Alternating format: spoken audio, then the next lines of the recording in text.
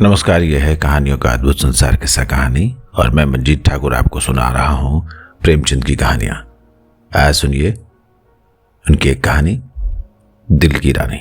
जिन वीर तुर्कों के प्रखर प्रताप से ईसाई दुनिया कांप रही थी, उन्हीं का रक्त आज कुस्तुनतुनिया की गलियों में बह रहा है। वही कुस्तुनतुनिया जो 100 साल पहले तुर्कों के आतंक से राहत हो रहा था, आज उनके गर्म रक्त से अपना कलेजा ठंडा कर रहा है। और तुर्की सेनापति 1 लाख सिपाहियों के साथ तैमूरी तेज के सामने अपनी किस्मत का फैसला सुनने के लिए खड़ा है। तैमूर ने विजय से भरी आंखें उठाई और सेनापति यजदानी की ओर देखकर सिंह के समान गरजा, क्या चाहते हो, जिंदगी या मौत? यजदानी ने गर्व से सिर उठाकर कहा, इज्जत की जिंदगी मिले तो जिंदगी, वरना मौत। तैमूर का क्रोध प्रचंड हो उठा। उसने बड़े बड़े अभिमानियों का सिर नीचा कर दिया था। यह जवाब इस अवसर पर सुनने की उसे ताव न थी। इन 1 लाख आदमियों की जान उसकी मुट्ठी में है। इन्हें वो एक क्षण में मसल सकता है। उस पर इतना अभिमान, इज्जत की जिंदगी। इसका तो यही अर्थ है कि गरीबों का जीवन अमीरों के भोग विलास पर बलिदान किया जाए। वही शराब की मजलिसें, वही अर्मीनिया और काफ की परियां। नहीं, तैमूर ने खलीफा बायजीद का घमंड इसलिए नहीं तोड़ा है कि तुर्कों को फिर उसी मदांध स्वाधीनता में इस्लाम का नाम डुबाने के लिए छोड़ दे। तब उसे इतना रक्त बहाने की क्या जरूरत थी? मानव रक्त का प्रवाह संगीत का प्रवाह नहीं, रस का प्रवाह नहीं, एक बीभत्स दृश्य है जिसे देखकर आंखें मुंह फेर लेती हैं, दृश्य सिर झुका लेता है। तैमूर हिंसक पशु नहीं है जो ये दृश्य देखने के लिए अपने जीवन की बाजी लगा दे। वो अपने शब्दों में धिक्कार भरकर बोला, जिसे तुम इज्जत की जिंदगी कहते हो वो गुनाह और जहन्नुम की जिंदगी है। यजदानी को तैमूर से दया या क्षमा की आशा नहीं थी। उसकी या उसके योद्धाओं की जान किसी भी तरह नहीं बच सकती थी। फिर ये क्यों दबे और क्यों न जान पर खेलकर तैमूर के प्रति उसके मन में जो घृणा है उसे प्रकट कर दे। उसके एक बार कातर नेत्रों से उस रूपवान युवक की ओर देखा जो उसके पीछे खड़ा जैसे अपनी जवानी की लगाम खींच रहा था। सान पर चढ़े हुए इस्पात के समान उसके अंग अंग से अतुल क्रोध की चिंगारियां निकल रही थीं। यजदानी ने उसकी सूरत देखी और जैसे अपनी खींची हुई तलवार म्यान में कर ली और खून के घूंट पीकर बोला, जहां पनाह इस वक्त फतहमंद है, लेकिन अपराध क्षमा हो तो कह दूं कि अपने जीवन के विषय में तुर्कों को तातारियों से उपदेश लेने की जरूरत नहीं है। पर जहां खुदा ने नेमतों की वर्षा की हो, वहां उन नेमतों का भोग न करना नाशुक्री है। अगर तलवार ही सभ्यता की सनद होती तो गाल कौम रोमनों से कहीं ज्यादा सभ्य होती। तैमूर जोर से हंसा और उसके सिपाहियों ने तलवारों पर हाथ रख लिए। तैमूर का ठहाका मौत का ठहाका था या गिरने वाला वज्र का तड़ाका। तातार वाले पशु हैं, क्यों? यजदानी ने कहा, मैंने ये नहीं कहा। तुम कहते हो खुदा ने तुम्हें ऐश करने के लिए पैदा किया है। मैं कहता हूं ये कुफ्र है। खुदा ने इंसान को बंदगी के लिए पैदा किया है और इसके खिलाफ जो कोई कुछ करता है वो काफिर है, जहन्नुमी। रसूल पाक हमारी जिंदगी को पाक करने के लिए, हमें सच्चा इंसान बनाने के लिए आए थे, हमें हराम की तालीम देने नहीं। तैमूर दुनिया को इस कुफ्र से पाक कर देने का बीड़ा उठा चुका है। रसूल पाक के कदमों की कसम, मैं बेरहम नहीं हूं, जालिम नहीं हूं, खूंखार नहीं हूं, लेकिन कुफ्र की सजा मेरे ईमान में मौत के सिवा कुछ और नहीं है। उसने तातारी सिपाही सालार की तरफ कातिल नजरों से देखा और तत्क्षण एक दीप जैसा आदमी तलवार सौंध कर यजदानी के सिर पर आ पहुंचा। तातारी सेना भी तलवारें खींच खींच कर तुर्की सेना पर टूट पड़ी और दम के दम में कितनी ही लाशें जमीन पर फड़कने लगी। अचानक वही रूपवान युवक जो यजदानी के पीछे खड़ा था आगे बढ़कर तैमूर के सामने आया और जैसे मौत को अपनी दोनों बंधी हुई मुट्ठियों में मसलता हुआ बोला, ऐ अपने को मुसलमान कहने वाले बादशाह, क्या यही इस्लाम की तालीम है कि तू उन बहादुरों का इस बेदर्दी से खून बहाए जिन्होंने इसके सिवा कोई गुनाह नहीं किया कि अपने खलीफा और मुल्कों की हिमायत की? चारों तरफ सन्नाटा छा गया। एक युवक जिसकी अभेमसी भी नहीं भीगी थी तैमूर जैसे तेजस्वी बादशाह का इतने खुले हुए शब्दों में तिरस्कार करे और उसकी जबान तालू से खिंचवा ली जाए। सभी स्तंभित हो रहे थे और तैमूर सम्मोहित सा बैठा उस युवक की ओर ताक रहा था। युवक ने तातारी सिपाहियों की तरफ, जिनके चेहरों पर कुतूहलमय प्रोत्साहन झलक रहा था, देखा और बोला, तो इन मुसलमानों को काफिर कहता है और समझता है कि तू इन्हें कत्ल करके खुदा और इस्लाम की खिदमत कर रहा है। मैं तुमसे पूछता हूं कि अगर वो लोग जो खुदा के सिवा किसी और के सामने सिजदा नहीं करते, जो रसूल पाक को अपना रहबर समझते हैं, मुसलमान नहीं हैं, तो कौन मुसलमान है? मैं कहता हूं हम काफिर सही, लेकिन तेरे तो हैं। लेकिन क्या इस्लाम जंजीरों में बंधे हुए कैदियों के कत्ल की इजाजत देता है? खुदा ने अगर तुझे ताकत दी है, अख्तियार दिया है, तो क्या इसलिए कि तू खुदा के बंदों का खून बहाए? क्या गुनहगारों को कत्ल करके तू उन्हें सीधे रास्ते पर ले आएगा? तूने कितनी बेरहमी से 70,000 बहादुर तुर्कों को धोखा देकर सुरंग से उड़वा दिया और उनके मासूम बच्चों और निरपराध स्त्रियों को अनाथ कर दिया। तुझे कुछ अनुमान है?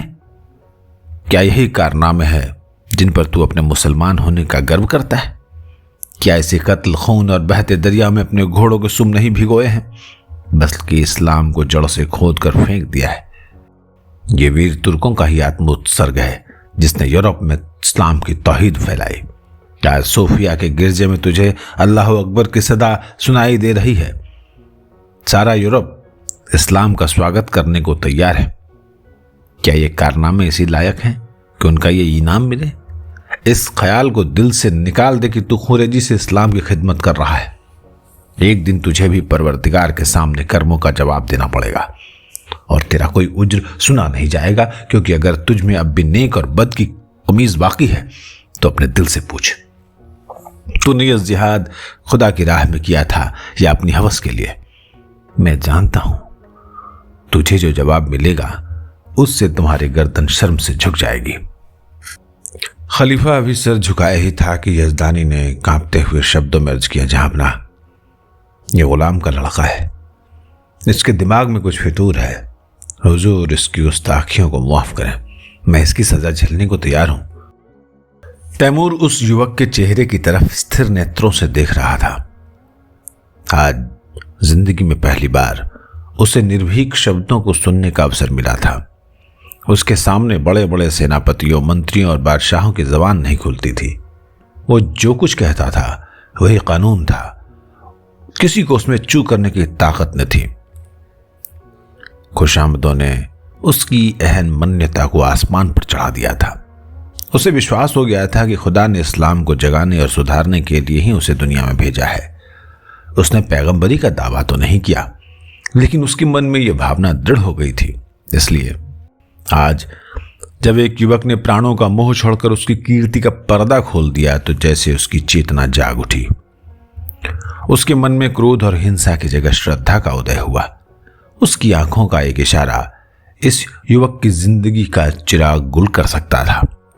उसकी संसार विजयिनी शक्ति के सामने ये दुधमुहा बालक मानो अपने नन्हे नन्हे हाथों से समुद्र के प्रवाह को रोकने के लिए खड़ा हो।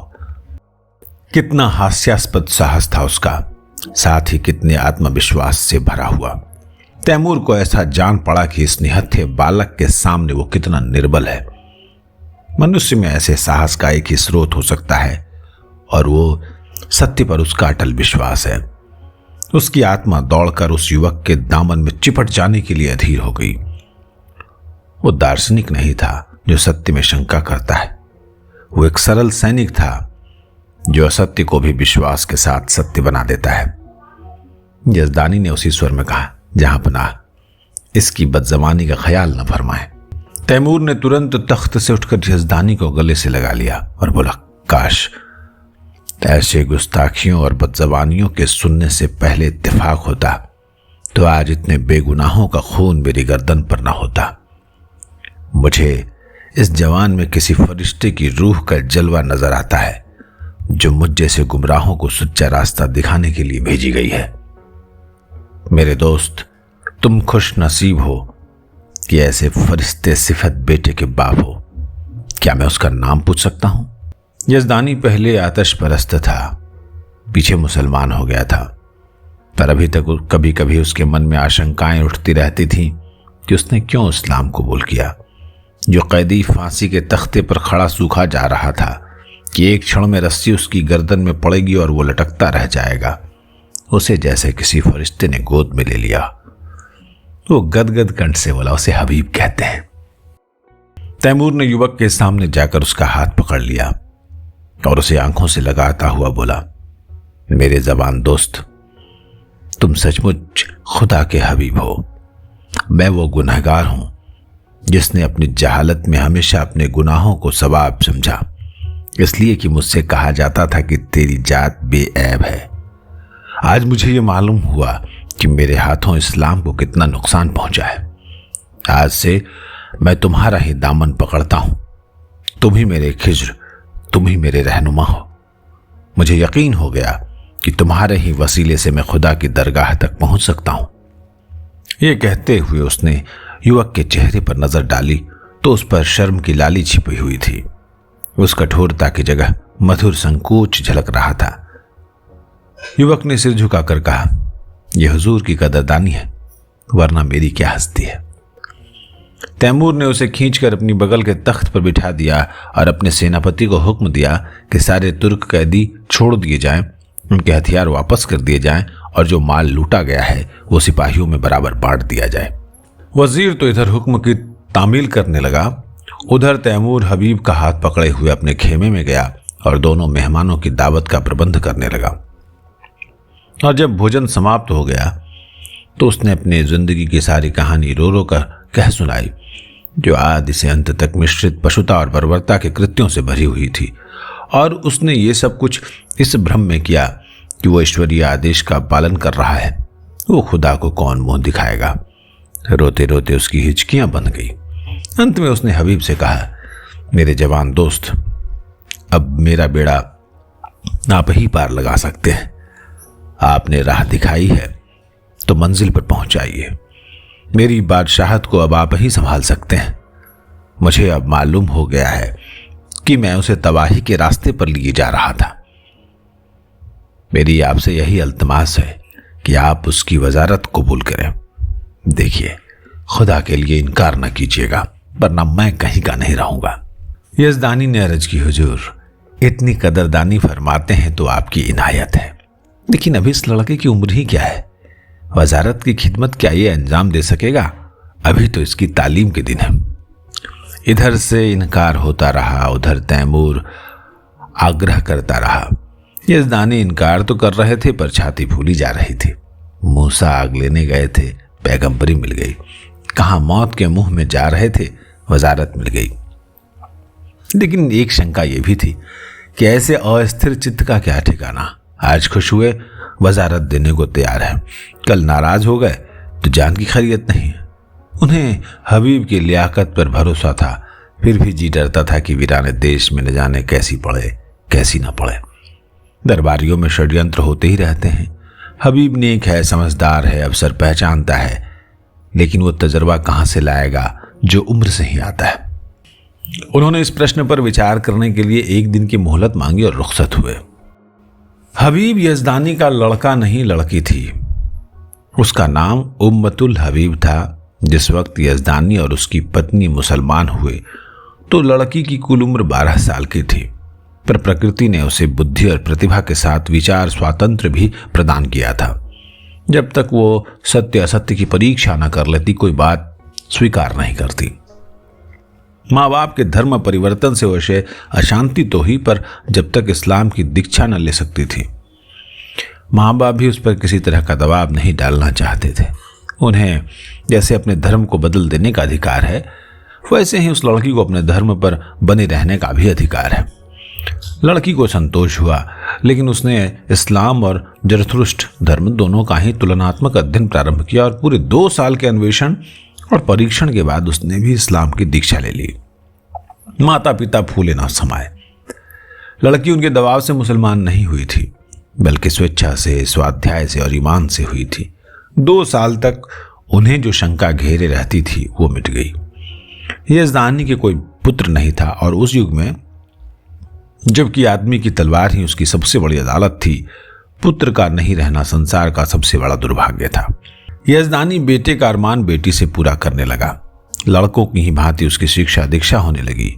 वो बालकों जैसे कपड़े पहनती, घोड़े पर सवार होती, शस्त्र विद्या सीखती और अपने बाप के साथ अक्सर खलीफा बायजीद के महलों में जाती और राजकुमारी के साथ शिकार खेलने जाती। इसके साथ ही वो दर्शन, काव्य, विज्ञान और अध्यात्म का भी अभ्यास करती थी। जहां तक कि 16वें वर्ष में वो फौजी विद्यालय में दाखिल हो गई और 2 साल के अंदर वहां की सबसे ऊंची परीक्षा पास करके फौज में नौकर हो गई। शस्त्र विद्या और सेना संचालन कला में वो इतनी निपुण थी और खलीफा बायजीद उसके चरित्र से इतना प्रसन्न था कि पहले ही पहल उसे 1000 मनसब मिल गया। ऐसी युवती के चाहने वालों की क्या कमी। उसके साथ के कितने ही अफसर, राज परिवार के कितने ही युवक उस पर प्राण देते थे, पर कोई उसकी नजरों में नहीं धंसता था। नित्य ही निकाह के पैगाम आते थे, पर वो हमेशा इनकार कर देती थी।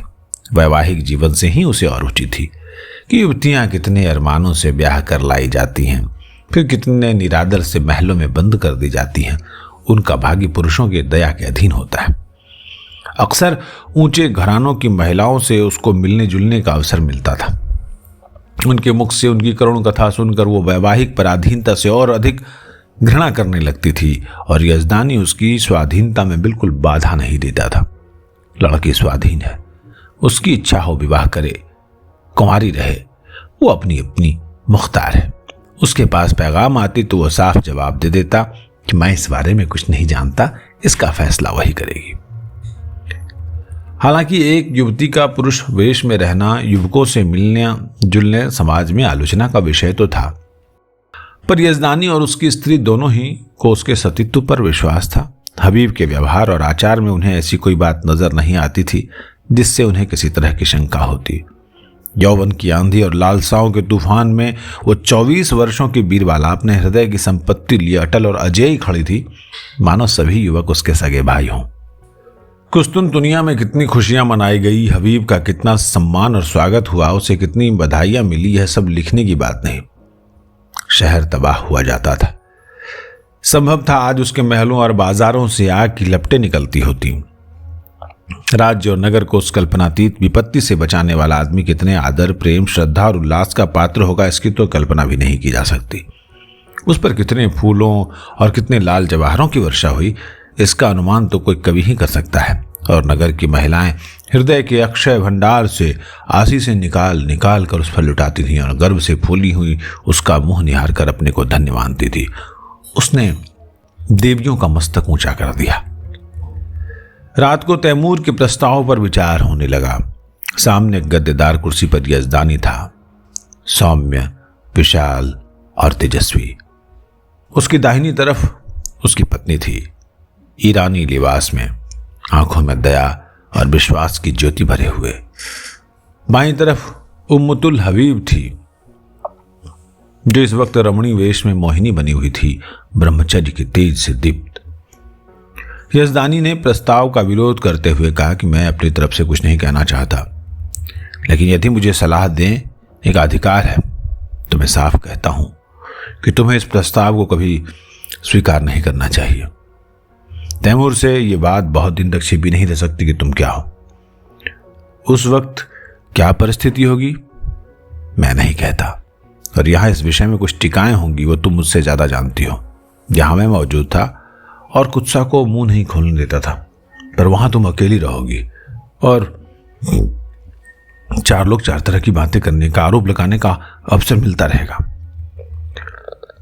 उसकी पत्नी स्वेच्छा को इतना महत्व नहीं देना चाहती थी। बोली, मैंने सुना है कि तैमूर निगाहों का अच्छा आदमी नहीं है। मैं तो किसी तरह तुम्हें वहां नहीं जाने दूंगी। कोई बात हो जाए तो सारी दुनिया हंसेगी, ऐसे ही हंसने वाले क्या कम हैं। इसी तरह स्त्री पुरुष बड़ी देर तक ऊंच नीच सुझाते और तरह तरह की शंकाएं करते रहे, लेकिन हबीब मौन साधे बैठी हुई थी। यजदानी ने समझा हबीब भी उनसे सहमत है। इनकार की सूचना देने के लिए थी ही कि हबीब ने पूछा, आप तैमूर से क्या कहेंगे? यही जो यहां तय हुआ? हबीब ने कहा, मैंने तो अभी कुछ कहा ही नहीं, मैंने तो समझा कि तुम भी हमसे सहमत हो। यजदानी बोला, जी नहीं, आप उनसे जाकर कह दीजिए कि मुझे मंजूर है। माता ने छाती पर हाथ रखकर कहा, ये क्या गजब करती है बेटी, सोच दुनिया क्या कहेगी। यजदानी वीर सिर थाम कर बैठ गया, मानो हृदय में गोली लग गई हो। मुंह से एक शब्द भी नहीं निकला।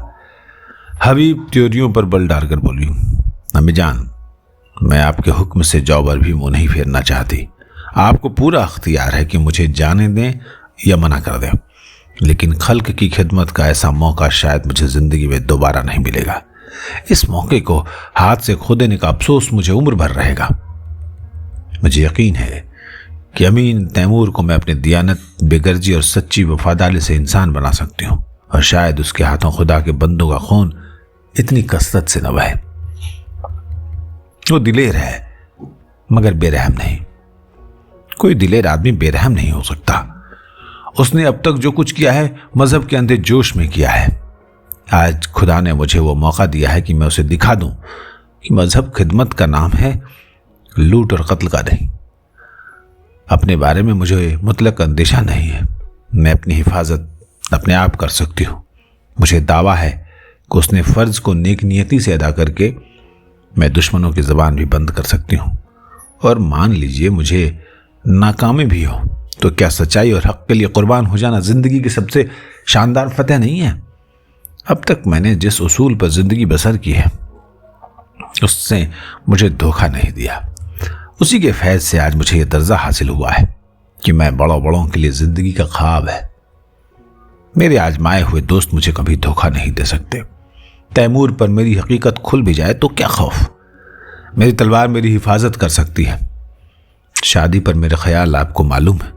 अगर मुझे ऐसा कोई आदमी मिलेगा जिसे मेरी रूह कबूल करती हो, जिसकी ज़ात अपनी हस्ती खोकर मैं अपनी रूह को ऊंचा उठा सकूं, तो उसके कदमों पर गिरकर मैं अपने को उसकी नजर कर दूंगी।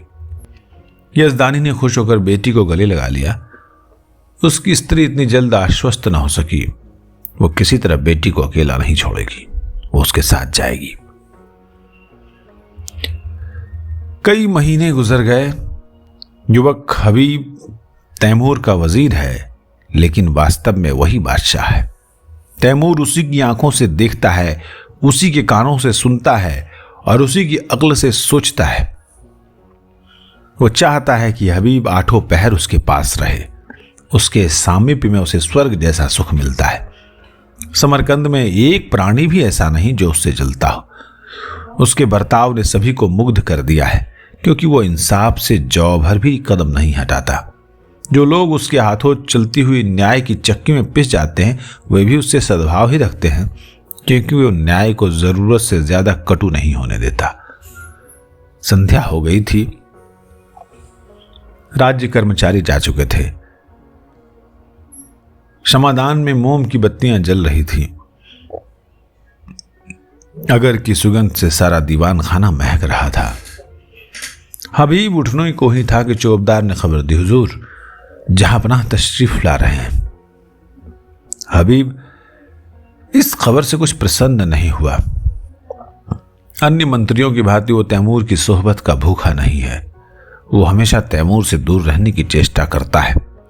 ऐसा शायद ही कभी हुआ हो कि उसने शाही दस्तरखान पे भोजन किया हो। तैमूर की मजलिसों में वो कभी भी शरीक नहीं होता। उसे जब शांति मिलती है तब एकांत में अपनी माता के पास बैठकर दिन भर का माजरा उससे कहता है और वो उस पर अपनी पसंद की मुहर लगा देती है। उसने द्वार पर जाकर तैमूर का स्वागत किया। तैमूर ने मसनद पर बैठते हुए कहा, मुझे ताज्जुब होता है कि तुम इस जवानी में जाहिदों जैसी जिंदगी कैसे बसर करते हो हबीब। खुदा ने तुम्हें वो हुस्न दिया है कि हसीन से हसीन नाज़नीन भी तुम्हारी माशूक बनकर खुद को खुश नसीब समझेगी। मालूम नहीं तुम्हें खबर है या नहीं, जब तुम अपने मुश्किल घोड़े पर सवार होकर निकलते हो तो समरकंद की खिड़कियों पर हजारों आंखें तुम्हारी एक झलक देखने के लिए मुंतजिर बैठी रहती हैं, पर तुम्हें किसी की तरफ आंखें उठाते नहीं देखा। मेरा खुदा गवाह है, मैं कितना चाहता हूं कि तुम्हारे कदमों के नक्श पर चलूं। मैं चाहता हूं कि जैसे तुम दुनिया में रहकर भी दुनिया से अलग रहते हो वैसे मैं भी रहूं, लेकिन मेरे पास न वो दिल है न वो दिमाग। मैं हमेशा अपने आप पर, अपनी दुनिया पर दांत पीसता रहता हूं, जैसे मुझे हरदम खून की प्यास लगी रहती है। तुम बुझने नहीं देते, और ये जानते हुए कि तुम जो कुछ करते हो उससे बेहतर कोई दूसरा नहीं कर सकता, मैं अपने गुस्से पर काबू में नहीं कर पा रहा हूं। तुम जिधर से निकलते हो मोहब्बत और रोशनी फैला देते हो। जिसको तुम्हारा दुश्मन होना चाहिए वो तुम्हारा दोस्त है। मैं जिधर से निकलता नफरत और शुभा फैलाता हुआ निकलता हूं। जिसे मेरा दोस्त होना चाहिए वो भी मेरा दुश्मन है। दुनिया में बस एक ही जगह है जहां मुझे आफियत मिलती है। अगर तुम मुझे समझते हो ये ताज और तख्त मेरे रास्ते के रोड़े हैं तो खुदा की कसम मैं आज इन पर लात मार दूं। मैं आज तुम्हारे पास यही दरख्वास्त लेकर आया हूं कि तुम मुझे वो रास्ता दिखाओ जिससे मैं सच्ची खुशी पा सकूं। मैं चाहता हूं कि तुम इसी महल में रहो ताकि तुमसे सच्ची जिंदगी का सबक सीखूं। हबीब का हृदय धक्क से हो उठा। कहीं अमीर पर नारित्व का रहस्य खुल तो नहीं गया। उसकी समझ में नहीं आया कि उस क्या जवाब दे। उसका कोमल हृदय तैमूर की इस करुण आत्मग्लानि पर द्रवित हो गया।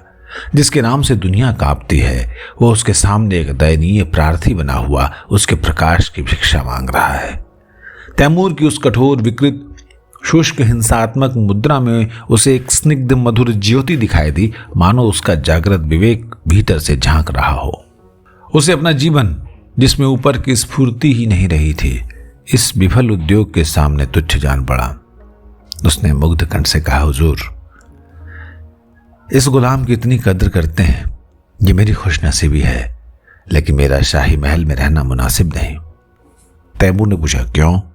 जवाब मिला, इसलिए कि जहां दौलत ज्यादा होती है वहां डाके पड़ते हैं, और जहां कद्र ज्यादा होती है वहां दुश्मन भी ज्यादा होते हैं।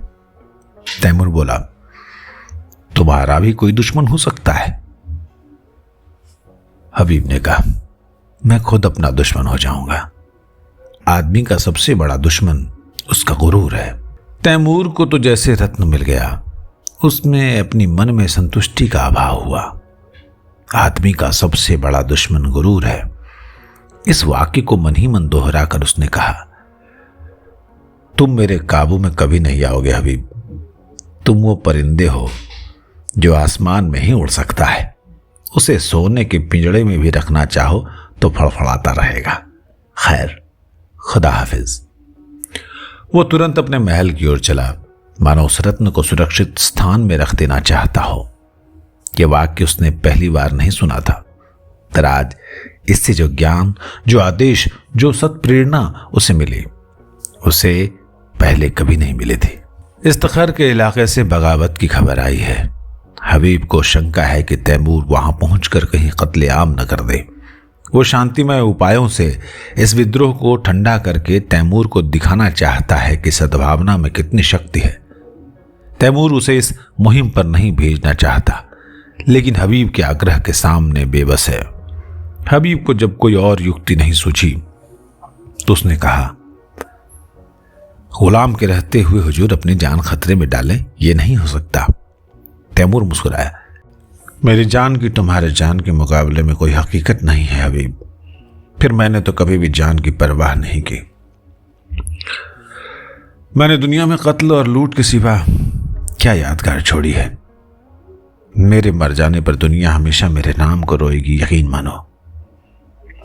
मेरे जैसे लुटेरे हमेशा पैदा होते रहेंगे, लेकिन खुदा न करे तुम्हारे दुश्मनों को कुछ हो गया तो ये सल्तनत खाक में मिल जाएगी, और तब मुझे भी सीने में खंजर चुभा लेने के सिवा कोई और रास्ता नहीं रहेगा।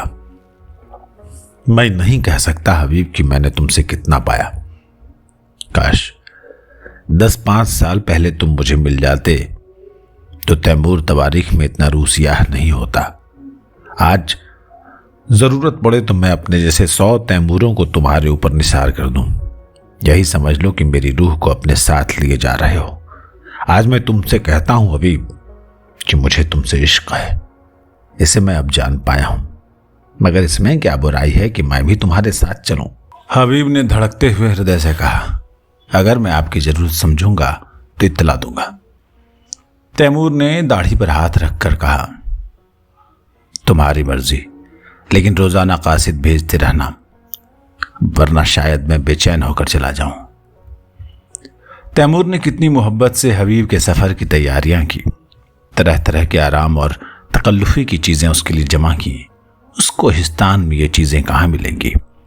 वो ऐसा संलग्न था मानो माता अपनी लड़की को ससुराल भेज रही हो। जिस वक्त हबीब फौज के साथ चला तो सारा समरकंद उसके साथ था और तैमूर आंखों पर रूमाल रखे अपने तख्त पर ऐसा सिर झुकाए बैठा था मानो कोई पक्षी आहत हो गया हो। इस्तखर अरमनी ईसाइयों का इलाका था। मुसलमानों ने उन्हें परास्त करके वहां अपना अधिकार जमा लिया था और ऐसे नियम बना दिए थे जिससे ईसाइयों को पग पग अपनी पराधीनता का स्मरण होता रहता था। पहला नियम जजिए का था, जो हर एक ईसाई को देना पड़ता था, जिससे मुसलमान मुक्त थे। दूसरा नियम यह था कि गिरजों में घंटा न बजे। तीसरा नियम क्रियात्मक विरोध था और जब मुसलमान अधिकारियों ने शस्त्र बल से काम लेना चाहा तो ईसाइयों ने बगावत कर दी। मुसलमान सूबेदार को कैद कर लिया और किले पर सलीबी झंडा उड़ने लगा। हबीब को आज यहां दूसरा दिन है, पर इस समस्या को कैसे हल करे? उसका उदार हृदय कहता था कि ईसाइयों पर इन बंधनों का कोई अर्थ नहीं। हर एक धर्म का समान रूप से आदर होना चाहिए, लेकिन मुसलमान इन कैदों को हटा देने पर कभी राजी नहीं होंगे। और ये लोग मान भी जाएं तो तैमूर क्यों मानने लगा? उसके धार्मिक विचारों में कुछ उदारता आई है, फिर भी वो इन कैदों को उठाना कभी मंजूर नहीं करेगा। लेकिन क्या वो ईसाइयों को सजा दे कि वे अपनी धार्मिक स्वाधीनता के लिए लड़ रहे हैं? जिसे वो सत्य समझता है उसकी हत्या कैसे करे? नहीं, उसे सत्य का पालन करना होगा, चाहे इसका नतीजा कुछ भी हो। अमीन समझेंगे कि मैं जरूरत से ज्यादा बढ़ा जा रहा हूं, कोई मुजायका नहीं। दूसरे दिन हबीब ने प्रातःकाल डंके की चोट पर ऐलान कराया, जजिया माफ किया गया, शराब और घंटों पर कोई कैद नहीं है। मुसलमानों में तहलका बढ़ गया। यह कुफ्र है, हराम परस्ती है। अमीर तैमूर ने जिस इस्लाम को अपने खून से सींचा, उसकी जड़ उन्हीं के वजीर हबीब पाशा के हाथों खुद कट रही है। पासा पलट गया। शाही फौज मुसलमानों से जा मिली। हबीब ने इस्तखर के किले में पनाह ली। मुसलमानों की ताकत शाही फौज के मिल जाने से बहुत बढ़ गई थी। उन्होंने किला घेर लिया और यह समझकर कि हबीब ने तैमूर से बगावत की है, तैमूर के पास इसकी सूचना देने और परिस्थिति समझाने के लिए कासिद भेजा। आधी रात गुजर चुकी थी। तैमूर को 2 दिनों से इस्तखर की कोई खबर नहीं मिली थी। तरह तरह की शंकाएं हो रही थी। मन में पछतावा हो रहा था कि उसने क्यों हबीब को अकेला जाने दिया। माना कि वो बड़ा नीति कुशल है, पर बगावत कहीं जोर पकड़ गई तो मुट्ठी भर आदमियों से वो क्या कर सकेगा, और बगावत यकीनन जोर पकड़ेगी तो वहां के ईसाई बला के सरकश हैं। जब उन्हें मालूम होगा कि तैमूर की तलवार में जंग लग गई और उसे अब महलों की जिंदगी पसंद है, तो उनकी हिम्मत दूनी हो जाएगी। हबीब कहीं दुश्मनों से घिर गया तो बड़ा गजब हो जाएगा। उसने अपने जानू पर हाथ मारा और पहलू बदलकर अपने ऊपर झुंझलाया। वो इतना पस्त हिम्मत क्यों हो गया? क्या उसका तेज और शौर्य उससे विदा हो गया? जिसका नाम सुनकर दुश्मन में कंपन पड़ जाता था, आज वो अपना मुंह छिपाकर महलों में बैठा हुआ है। दुनिया की आंखों में इसका यही अर्थ हो सकता है कि तैमूर अब मैदान का शेर नहीं, कालीन का शेर हो गया। हबीब फरिश्ता है जो इंसान की बुराइयों से वाकिफ नहीं, जो रहम और साफ दिली और बेगर्जी का देवता है। वो क्या जाने इस इंसान कितना शैतान हो सकता है। अमन के दिनों में तो ये बातें कौम और मुल्क को तरक्की के रास्ते पर ले जाती हैं, पर जंग में जब शैतानी जोश का तूफान उठता है, इन खुशियों की गुंजाइश नहीं। उस वक्त तो उसी की जीत होती है जो इंसानी खून का रंग खेले, खेतों खलिहानों को जलाए, जंगलों को बसाए और बस्तियों को वीरान करे। अमन का कानून जंग के कानून से जुदा है। सहसा चौकीदार ने इस्तखर के कासिद के आने की खबर दी। कासिद ने जमीन चूमी और बड़े किनारे से अदब से खड़ा हो गया। तैमूर का रूप ऐसा छा गया कि जो कुछ कहने आया था वो भूल गया। तैमूर ने त्योरियां चढ़ाकर पूछा, क्या खबर लाया है? 3 दिन के बाद भी आया तो इतनी रात गए। कासिद ने फिर जमीन चूमी और बोला, खुदाबंद वजीर साहब ने जजिया माफ कर दिया। तैमूर गरज उठा, क्या कहता है? जजिया माफ कर दिया? हाँ खुदाबंद। किसने? वजीर साहब ने। किसके हुक्म से? अपने हुक्म से हुजूर। और हुजूर, शराब का भी हुक्म हो गया है? गिरजों में घंटे बजाने का भी हुक्म हो गया है? और खुदाबंद ईसाइयों से मिलकर मुसलमानों पर हमला कर दिया। तो मैं क्या करूं?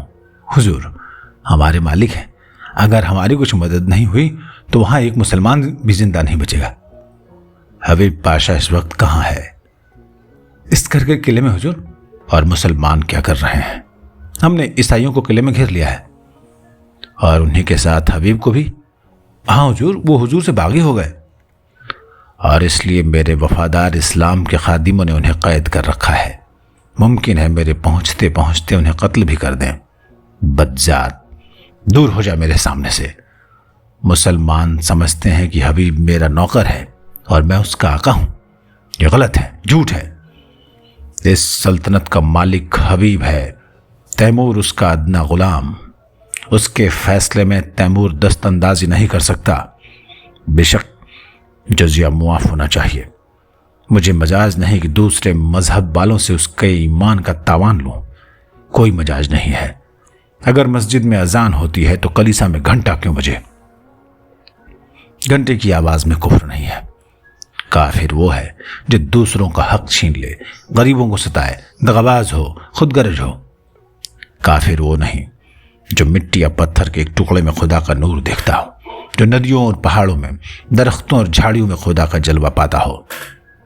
तो हमसे या तुझसे ज्यादा खुदा परस्त है। जो मस्जिद में खुदा को बंद नहीं समझता है कुफ्र है। हम सब खुदा के बंदे हैं, सब। बस जा और उन बागी मुसलमानों से कह दे कि अगर फौरन मुहासरा न उठाया गया तो तैमूर कयामत की तरह आ पहुंचेगा। कासिद हतबुद्धि सा खड़ा ही था कि बाहर खतरे का भी गुल बज उठा और फौजें किसी समर यात्रा की तैयारी करने लगी। तीसरे दिन तैमूर इस्तखर पहुंचा तो किले का मुहासरा उठ चुका था। किले की तोपों ने उसका स्वागत किया। हबीब ने समझा तैमूर ईसाइयों को सजा देने आ रहा है। ईसाइयों के हाथ पांव फूले हुए थे, मगर हबीब मुकाबले के लिए तैयार था। ईसाइयों के स्वप्न की रक्षा में यदि जान भी जाए तो कोई गम नहीं। इस मामले पर किसी तरह का समझौता नहीं हो सकता। तैमूर अगर तलवार से काम लेना चाहता है तो इसका जवाब तलवार से दिया जाएगा। मगर यह क्या बात है? शाही फौज सफेद झंडा दिखा रही है। तैमूर लड़ने नहीं सुलह करने आया है। उसका स्वागत दूसरी तरह का होगा। ईसाई सरदारों के साथ लिए हबीब किले से बाहर निकला। तैमूर अकेला घोड़े पर सवार चला आ रहा था। हबीब घोड़े से उतरकर आदाब बजा लाया। तैमूर घोड़े से उतर पड़ा और हबीब का माथा चूम लिया और बोला, मैं सब सुन चुका हूं हबीब। तुमने बहुत अच्छा किया और वही किया जो तुम्हारे सिवा दूसरा कोई नहीं कर सकता था। मुझे जजिया लेने का या ईसाइयों से मजहबी हक छीनने का कोई मजाज नहीं था। मैं आज दरबार करके इन बातों की तस्दीक कर दूंगा और तब मैं ऐसी तजवीज करूंगा जो कई दिन से मेरे जहन में आ रही है और मुझे उम्मीद है कि तुम उसे मंजूर कर लोगे। मंजूर करना पड़ेगा। हबीब के चेहरे का रंग उड़ गया था। कहीं हकीकत खुल तो नहीं गई। वो क्या तजवीज है? उसके मन में खलबली पड़ गई। तैमूर ने मुस्कुराकर पूछा, तुम मुझसे लड़ने को तैयार थे? हबीब ने शर्माते हुए कहा, हक के सामने अमीर तैमूर की भी कोई हकीकत नहीं। बेशक बेशक, तुम में फरिश्तों का दिल है तो शेरों की हिम्मत भी है। लेकिन अफसोस यही है कि तुमने ये गुमान ही क्यों किया कि तैमूर तुम्हारे फैसले को मनसूख कर सकता है। ये तुम्हारी जात है जिसने तुझे बतलाया है कि सल्तनत किसी आदमी की जायदाद नहीं, बल्कि एक ऐसा दरख्त है जिसकी हर एक शाख और पत्ती एक से खुराक पाती है। दोनों किले में दाखिल हुए। सूरज डूब चुका था। आन की बान में दरबार लग गया और उसमें तैमूर ने ईसाइयों के धार्मिक अधिकारों को स्वीकार किया। चारों तरफ से आवाज आई, खुदा हमारे शहंशाह की उम्र दराज करे। तैमूर ने उसी सिलसिले में कहा, दोस्तों, मैं इस दुआ का हकदार नहीं हूं। जो चीज मैंने आपसे जबरन ली थी उसे आपको वापस देकर मैं दुआ का काम नहीं कर रहा हूं। इससे कहीं ज्यादा मुनासिब यह है कि आप मुझे लानत दें कि मैंने इतने दिनों तक से आवाज आई, मरहबा मरहबा। दोस्तों, उन हकों के साथ साथ मैं आपकी सल्तनत भी आपको वापस करता हूं, क्योंकि खुदा की निगाह में सभी इंसान बराबर हैं और किसी कौम या शख्स को दूसरे कौम पर हुकूमत करने का अख्तियार नहीं है। आज से आप अपने बादशाह हैं। मुझे उम्मीद है कि आप भी मुस्लिम आज़ादी को उसके जायज़ हकों से महरूम नहीं करेंगे। अगर कभी ऐसा मौका आया कि कोई जाबिर कौम आपकी आज़ादी छीनने की कोशिश करे तो तैमूर आपकी मदद करने के लिए हमेशा तैयार रहेगा। किले में जश्न खत्म हो चुका है।